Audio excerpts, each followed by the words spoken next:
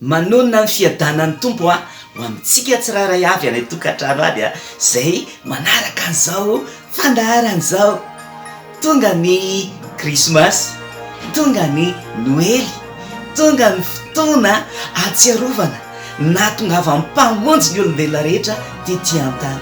Tsy iza zany fa Jesosy Kristy, lay Andriamanitra tia atsika, le Andriamanitra mpamonjy atsika, le Andriamanitra mpanavitra atsika.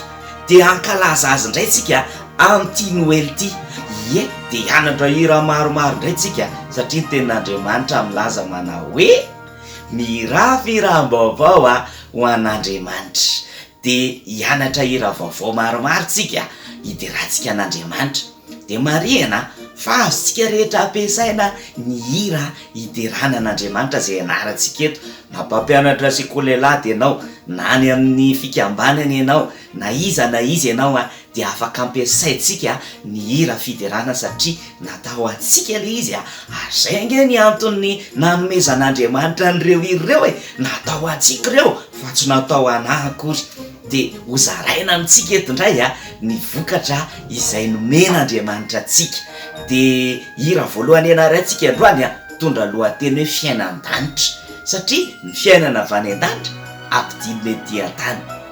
Jesosy Kristy midina etỳ an-tany mba hitondra fiainana ho antsika rehetrarehetra.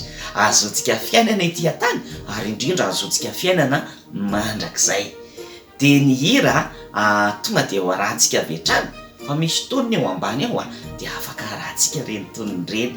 Dia hotahina daholo tsika rehetra mazotoa mijery mazotoa miaino mazotoa midera an'Andriamanitra.